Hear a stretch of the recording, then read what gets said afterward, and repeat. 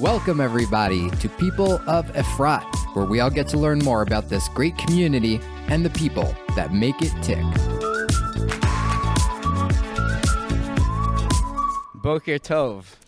Good morning, Achshali. Good morning, Rav Shlomo Katz. Hey, Brother Hirsch. Thanks so much for joining me here on the podcast and taking your time to just chat and be one of the people of Efrat. Listen, I've been davening to get the call since the podcast began. So my davening works because Baruch Hashem, you asked. Look, you got to work your way up to things, Lat. Yeah. Maybe we could talk a little bit about this area where we're in right now. We're right now outside of the future binyan of our shul. Can they hear this? Construction work is happening. Yeah. This is it's surreal. Yeah. Like that. Honestly, I can't believe it. Yeah. At all, and it's been happening, and fast.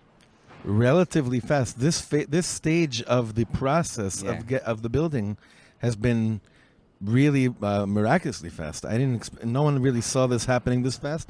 And right behind us, like this level, this is the second floor of our Right. of our future shul, Right. where we'll hopefully be experiencing ourselves and our relationship with Hashem and with Am Yisrael in ways like we could never imagine. This is going to be the main one, and I just can't believe it.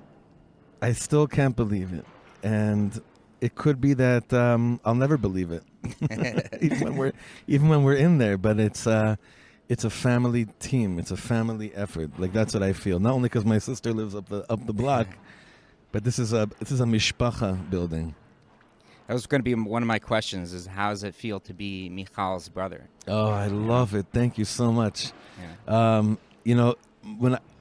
When I was a little kid, people said to me, "Oh, you're Avshalom's son." My father's name is Avshalom because my father, Baruch Hashem, has had so many students and so many friends, and he's been a cantor in different synagogues in the world. And then I guess it's been like, are you Eitan Katz's brother? And that's really humbling. That's a really good one.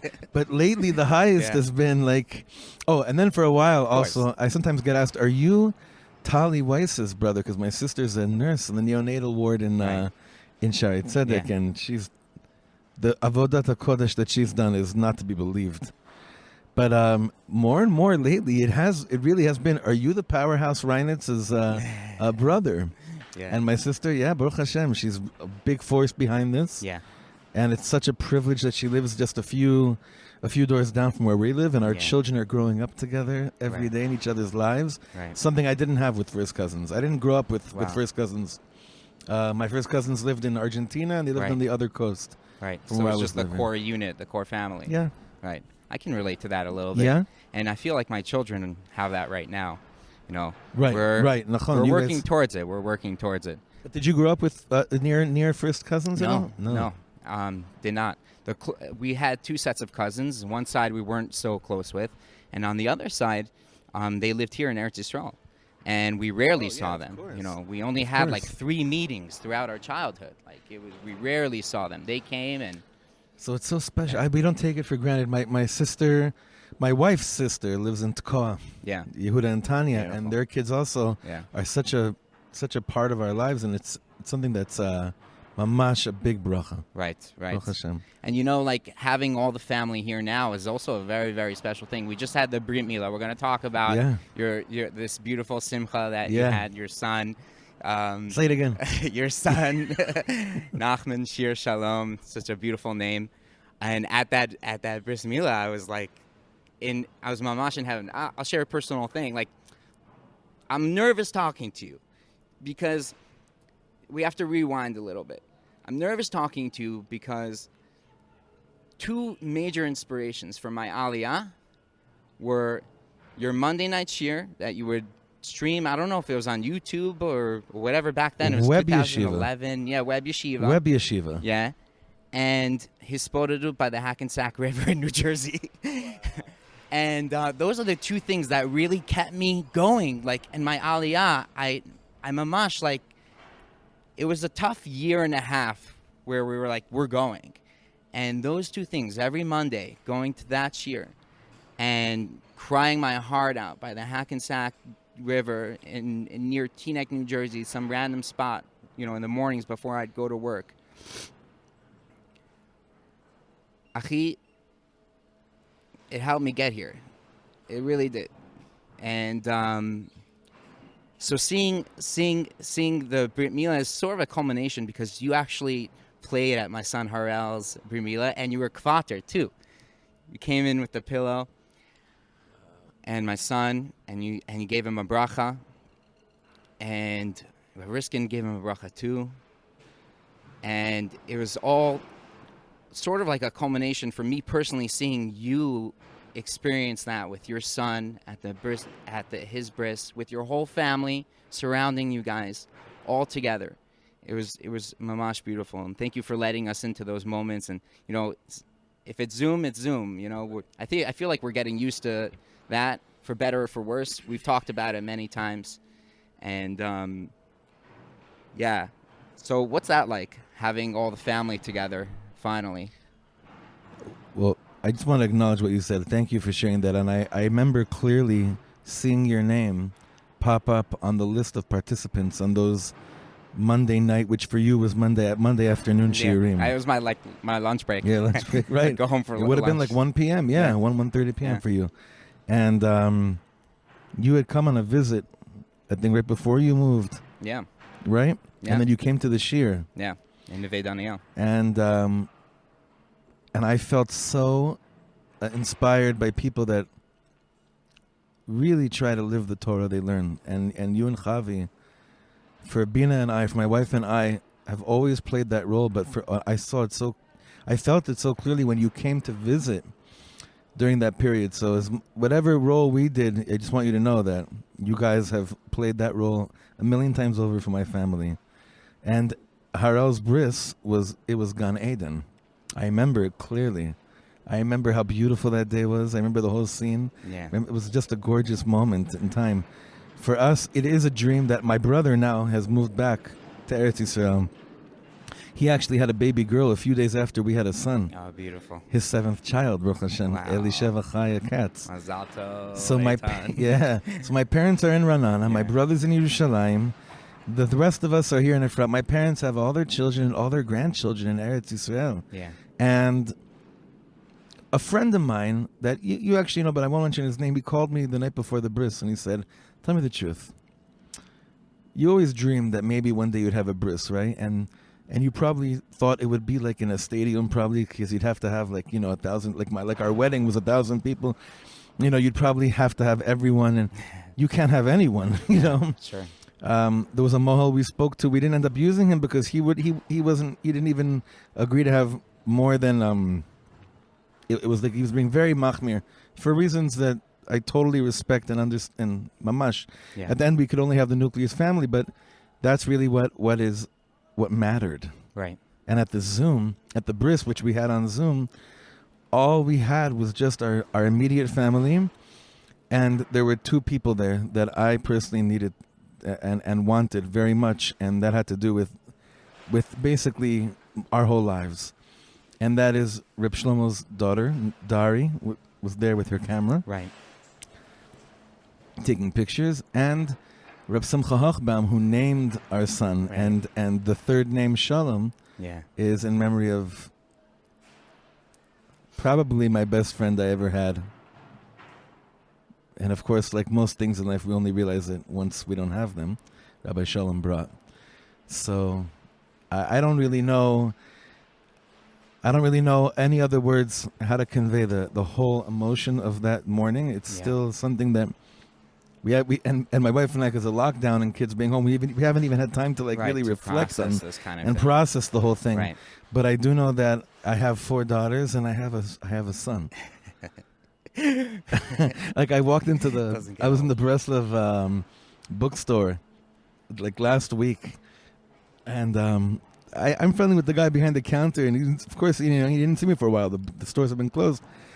I said, "Oh no, how you doing?" I'm like, "Well, I have a son," and then I felt myself getting really excited, and then I said, "And his name is Nachman," and And then the heavens opened, and Mashiach came.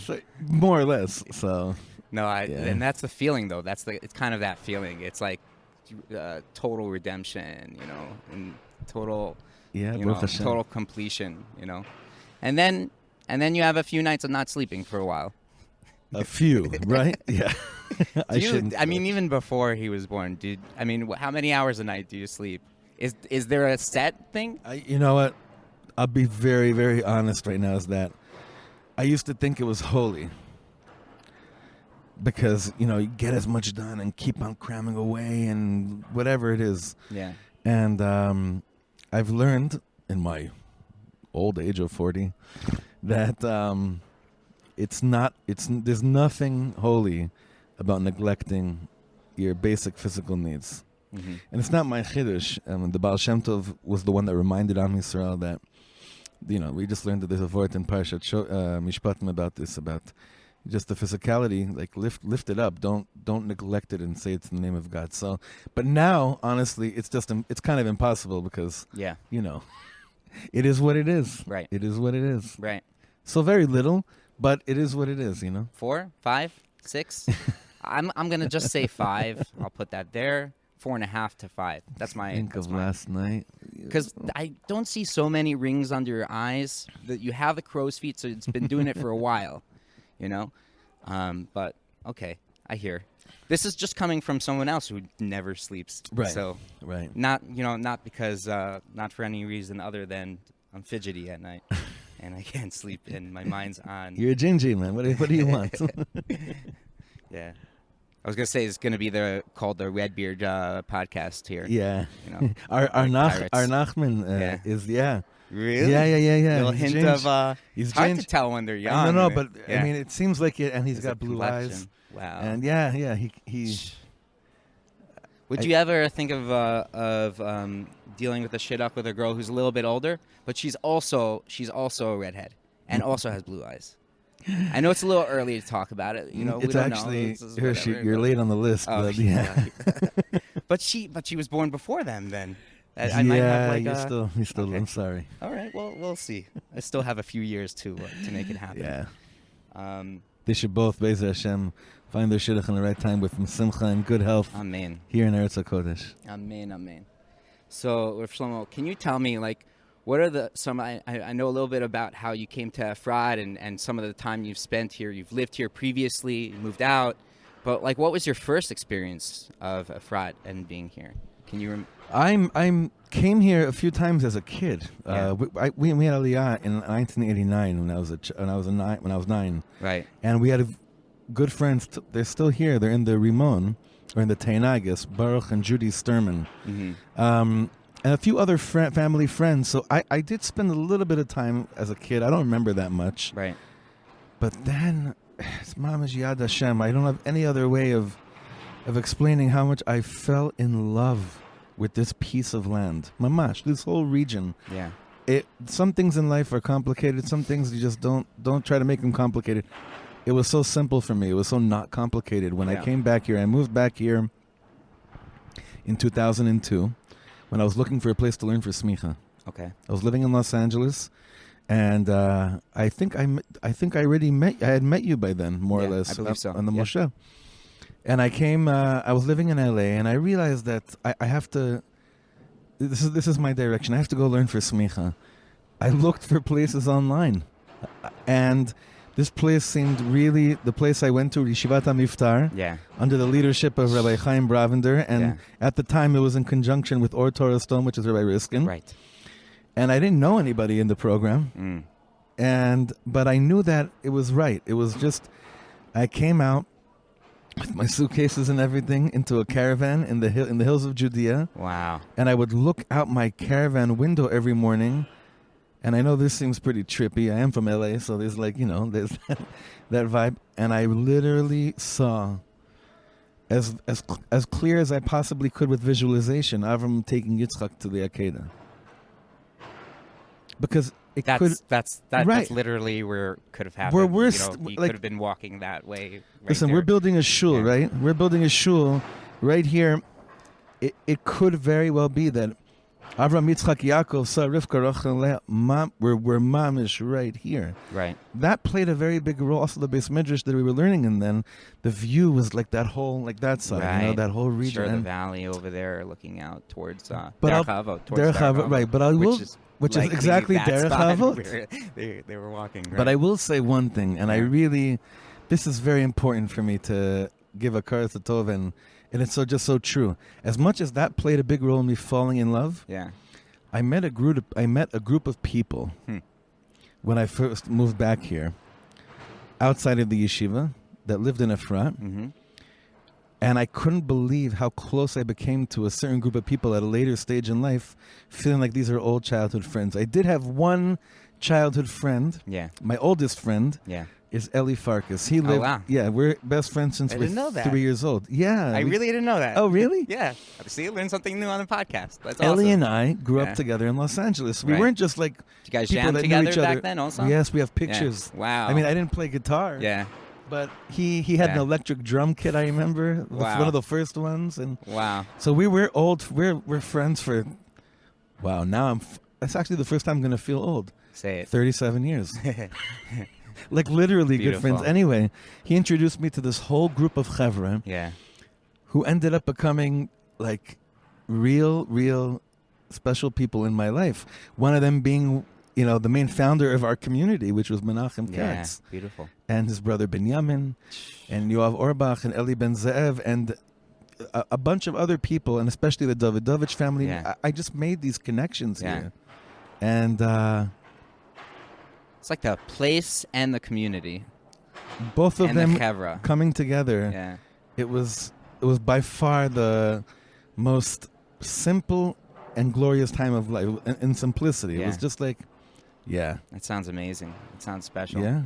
And then back in 2013, 2014, 2015, when you came back to Efrat from the Neve Daniel. Oh no! So before that, no, I had moved to Yerushalayim as the bachelor. Okay. For the few years, which Right. I saw you in that. I met were you in my once place. in that apartment. Yeah. I had some really cool roommates who now who sure. live, like Yakir. Yakir Hyman and Yisrael Frankel, Mashiach Hakimian, Yaakov Cohen.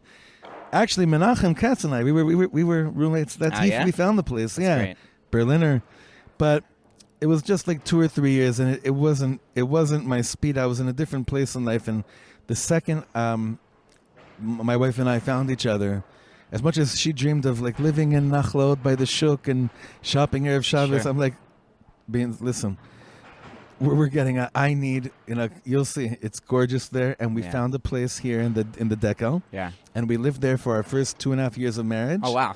In a basement apartment on Rehov So you Koresh. sort of lived like in Efrat 3 times. Right. Yeah. Then we moved to Neve Daniel for 2.5 years, and then I think it's like 7 years now. We moved back Beautiful. here because of chevra like you that there was a calling. Yeah.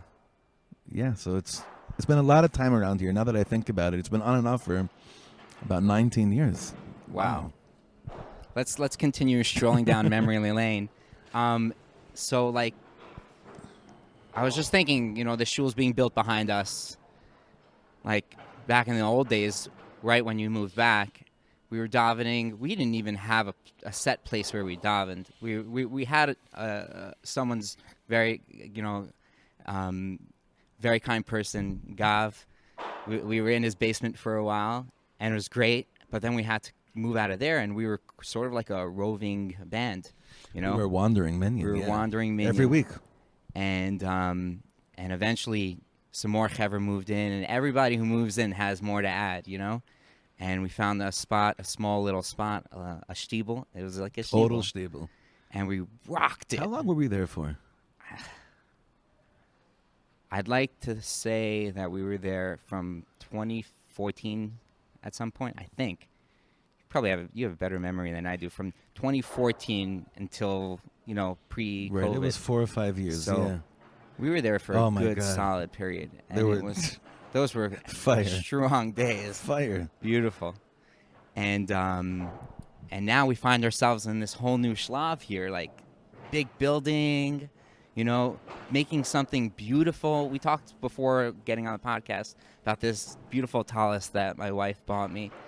And and I feel like there's something to like beautifying the mitzvah or the relationship using like something material. It's a little weird because you don't want to be so materialistic and be so into, something that so physical, but at the same point it helps lift you up, and and you lift it up, and to have a beautiful makom to daven in, and from the renderings we recently saw, it looks amazing. The Beit Midrash downstairs looks like unbelievable. It looks cozy and warm, and I can see it. Like the image was like a pixelated, just a raw image, but I could totally see what we're going for there, and I'm just so excited about this. And looking back, can you ever have imagined like that we would end up right here, right now, like this?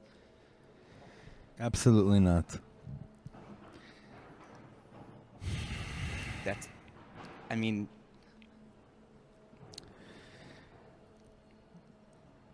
Absolutely not. The Beis HaMikdash was the most beautiful building in the world because it wasn't about anything but the glory of Hashem. And if that continues to remain the focus here, Bezrat Hashem Yitbarach, then we'll have a chance to make sure that beauty is consistent in its direction towards elevating the kavod of Hashem in the world, the kavod of Am Yisrael in the world. But I'll tell you the truth. All the things that have, all the beautiful moments in life, I guess I really didn't dream that big because none of these are my dreams. Not because I didn't want it, because I just never dared to dream that big. And I feel like Hashem keeps on pushing me. He's like, listen, I'll keep on doing these crazy things, but at a certain point, you're going to start to have to dream it too with me. And I hope that I've joined that. I hope it's a little bit painful for me because I feel like I have to get my act together in that arena. But I never would have dreamed that you and I would be sitting here while right behind us, each brick is basically laying more of a foundation for a place for the Hashem Shechina to dwell in. And it has to be beautiful if that's what it's about. So, alavai that this, it should never get old. It should never feel old. And everyone should feel at home in this beautiful, glorious place. Yeah. And it's going to be a very exciting coming week. On Sunday, there's going to be a Causmatch campaign that's open. It's opening Sunday. We're gearing up, ramping up for it. Basically, everybody is looking to raise some more money so that we can finish the shul and do the finishing work, which will, I'm sure, take some time, but we'll be able to put in some beautiful, some of that warmth that I was talking about, and some of these things that help you elevate the mitzvot and the davening when you're in it. Amen. So I had a few lightning round questions for you that I'd like to hit you with. I've been watching some of your beautiful programming through the Shlomo Katz project, and there's so much wonderful stuff happening and going on, and I'm seeing all these questions. And I had some questions for you, and I hope I'm not crossing the line. I hope you will be. But let's just go there. So number one, do you really have a photographic memory? Because you have a very good memory. You remember the first time we met. You remember incredible things. You remember my daughter. I see it in two of my daughters also. Yeah. It's something there. It's not. I didn't do anything for it. Yeah. It's not something I developed. Yeah. It's more or less. It's really a beautiful thing, and it's great having someone like you around because you always remind me about all the Hershey. Remember when this was so high? Remember when we were in Ukraine? Remember when we had that davening on that Friday night, and you gave me that look? How crazy have like the moments we've had. It's if you think about it, like so many moments. Yeah, Baruch Hashem. Totally. But that could also mess with you too. Oh yeah. Well, my follow up was going to be like, how do you stay sharp? Because obviously, if you have a gift, you can rely on something like that. But you clearly are utilizing it and using it, in your Torah learning, in your shiurim, and Reb Nachman says that shichecha, being forgetful, can be a gift because for a number of reasons. I think one of them is that, like you said, if you constantly remember your averas, you can't go anywhere. You Right. can't if they're always in front of you. So there's an art to that as well, how to approach that concept. So it is Bro, a heavy I have thing. that down. That's great. I can't remember anything. It's great. I walk around all day with a smile on my face. Yeah. So you have to really dive into Hashem strong to be able to use whatever Hashem gives you Yeah. to elevate it. But with memory, it's a trick. It really is a tricky thing. I don't know if it's so much a photographic memory as opposed to more like something with instincts. Like I remember emotions and it triggers me to feelings and then it brings me back to a Wow. Yeah. So interesting. So it's more of the emotions and the feelings that are their neural pathways or whatever that bring you there. Actually, I now that I think about it, yeah, because it's not like I wish I remembered everything I learned. It's not as much that as opposed to what you just described. Wow. And then of course the nigunim. Yeah. There's something there too, like maybe Yeah, like absolutely, you're right. Yeah. With nigunim, yeah, that's always pretty much there. Yeah. That's awesome. Yeah, it's cool. You're very active in social media. You put out a lot of programming. You are you're in communication with people. You answer people's questions. You respond to comments. It's amazing. It's beautiful. How do you navigate the balance? Because many of us we always talk about it. We talk about this all the time. We struggle with not looking at our phone for too long or not getting caught in the scrolling. And how do you navigate that? Obviously, with the programming, I'm sure you have some help, but with the actual Right. posting and the comments and what Right. you're doing, It's avoda. It's not. We're living in an era where, everything that it could be completely taken to places of darkness, like social media. But if the gates are open and you realize you could actually lift people up and touch them, you have to also be open to having them touch your heart too. And that's a big thing. Everyone's story, people send in their stories all the time, and yeah. and instead of skimming through it, because you want to basically get through it, it has to. If you want to be someone that's doing something in the world, you have to let it get through you and not you get through the story. The people's stories are so precious. Everyone has a Megillah. I never met a person in my life. I'm learning this now. I'm putting myself out there and talking to people. I'm really getting it. And you're only tapping into a very, very, in a half hour or 40 minutes or an hour. You only get such a Right. small snippet.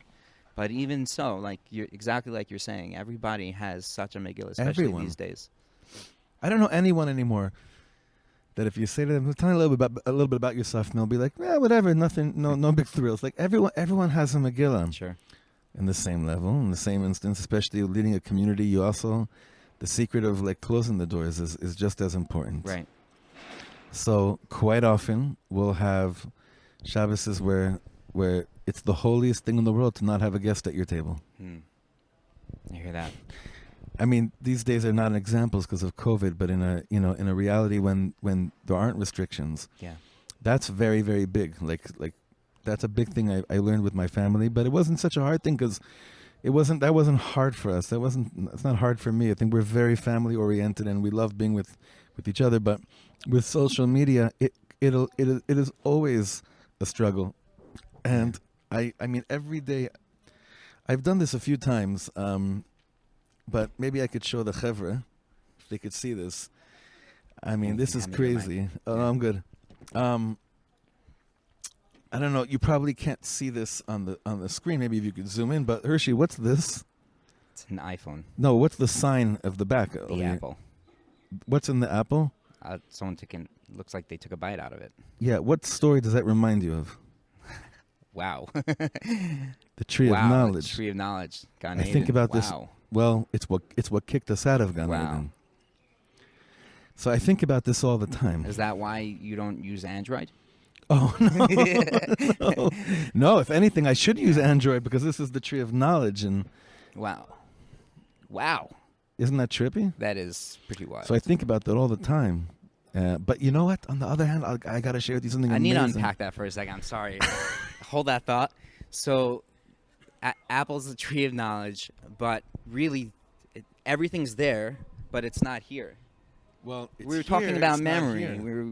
I mean, but your Wikipedia, you don't need to remember anything. You could just go there. You don't need to know how to get to anywhere because of Waze. You don't need to remember anything because it's right there. So what? So who are you? So what are you? What do you rely on? Yeah. What are you connected to? It is trippy. But on the other hand, listen, what am I supposed to do about the following? Yesterday, I started a new chabura in China. Yeah, I wanted to ask you about that. That sounds amazing.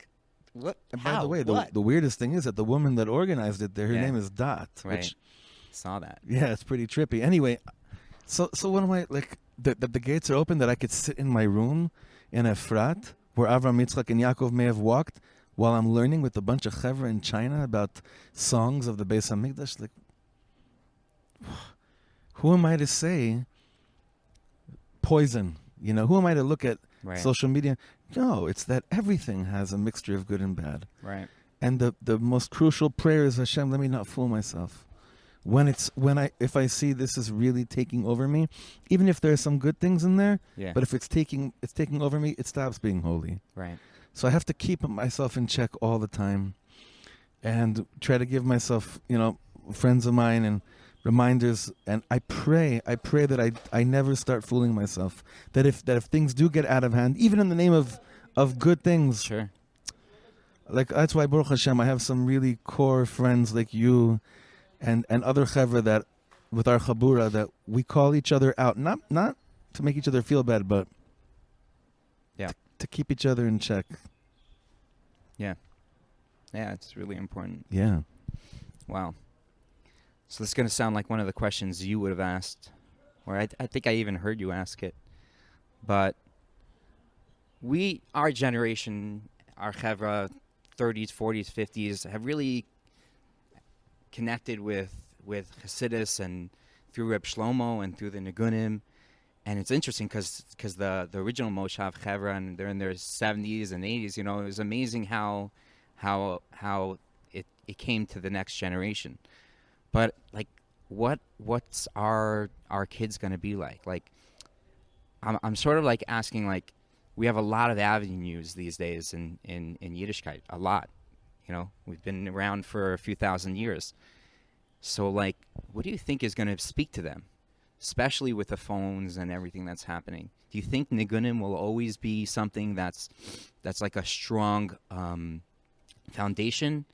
Obviously Torah, learning Torah and being in a school where you can learn the basics and build on it. But where do you think, just teaching a lot and doing what you do, where do you see it going? Where do you think they're going to, I'm sure there's lots of chevra and lots of people in the next generation, but what do you think is going to be their derech? Obviously, these are the questions that keep us up at night, I do see that music, just like it always did, it always will play a certain role because it's the safa of the neshama. It's the language of the soul, and that doesn't need words and it doesn't need explanations. So it'll always play a role. It could also take you to the lowest place. I know that when I was in high school, I listened to stuff that musically was very, very good, and soulfully was the darkest pits of Mamish Gehenna. Really, I wasn't even aware of it. It was just the world we grew up in, There are albums I remembered by heart because of what we said before, that, That's the curse end of things. Exactly.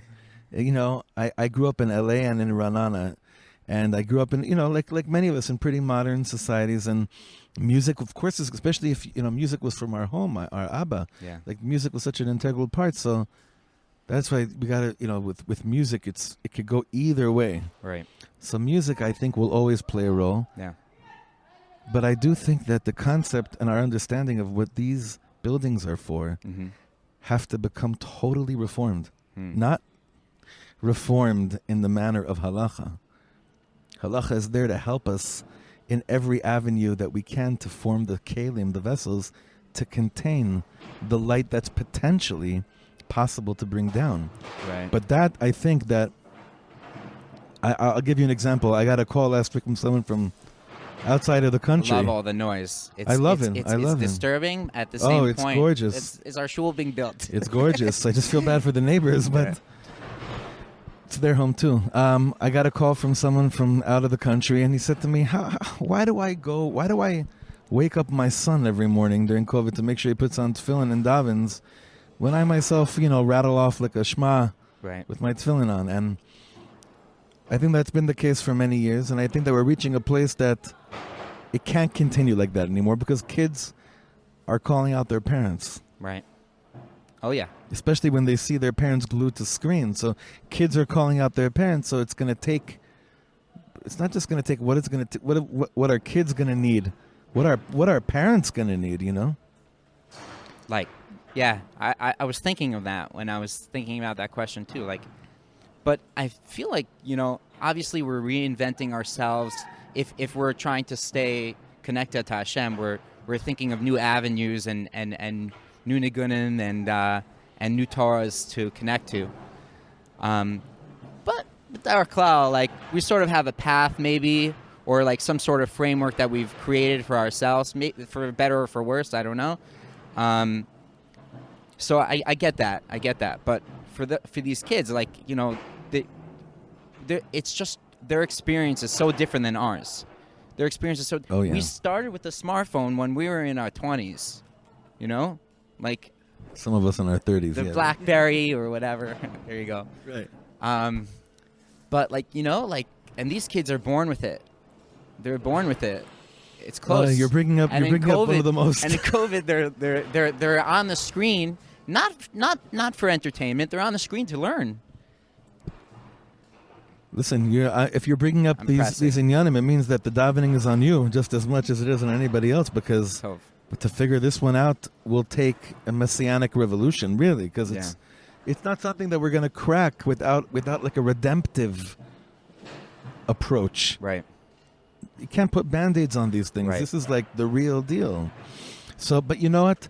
People need to look for leadership, and leaders have to become leaders. Yeah. With all the responsibility that it comes with it. Yeah. We have leaders amongst us. They haven't really emerged yet. I think that's a very important thing. Right.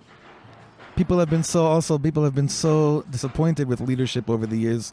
Beseder, listen, the fact that you and I are sitting here talking about beautiful things like this when 70 years ago our grandparents were put into gas chambers means that Hashem sees that we're doing the best we can in a reality that should have pushed us so far away from God.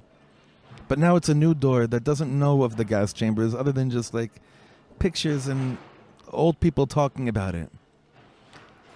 And the Or of Eretz Yisrael, you talk about the future, it's the light here of Eretz Yisrael that will shine the way for our children, hopefully, to find this newfound redemptive energy. I hope and pray. Yeah, I hope so too. And it's not just on them to figure things out. It's for us to help guide them. That's what I was saying before. It's like everyone always says what's with our children, and that's not really how it works. It's really what's going to be with the people that the children are looking at. Right. Like eventually, we're all going to have to make some really serious commitments and changes, because what worked for us is not going to work for the next generation. It's not working for the next generation. Right. Is it? And what worked for us then is not necessarily working for us at the moment. Correct. Yeah. Yeah. Chi, thank you so much for taking the time and joining me. And what an honor. Having a little conversation here. And I can't wait till we're davening together. And this is still your shul. Yeah. This is still your home. It's all of the chevra. Yeah. I really do. We go through waves. I'll share with you. Please. Bottom line is our connection to was it Reb Shlomo who said, if you're not connecting to people, you're not connecting to Hashem in some way or another, So you have to understand where you are at any given time. And if you're feeling not connected to people at any given time. You really got to work on that, so you could get closer to yourself, get closer to them, and get closer to Hashem. 1,000,000%. And it's just the way it is. We go through waves, and I'm so happy to be a part of the shul and daven and learn with the chevra.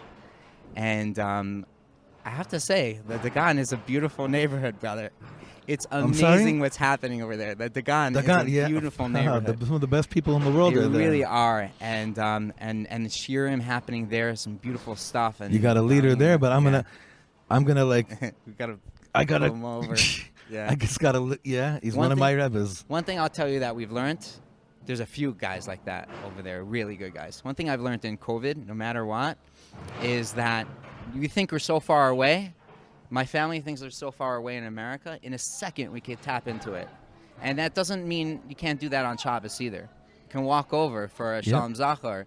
Or, you can be, you can be together. You can daven together. Yeah. It doesn't have to be. A little bit is also good. That's what Reb Nosson Breslover taught us. People think that in order to get their acts together, they have to fully change. A little bit is also, a little bit is a lot. Yeah. Tov Achi, once again, thank you so much for the time. My honor, brother. Thank you for opening up, sharing the thoughts. So now we button it down, the photographic memory thing. And you should be Matzliach Hershey to continue to do this Avodas HaKodesh, because I do believe that these are very frum sessions because of what you just said. Like, this is part of getting to know Hashem. We're going to get to know people. Yeah, it's really important. Yeah.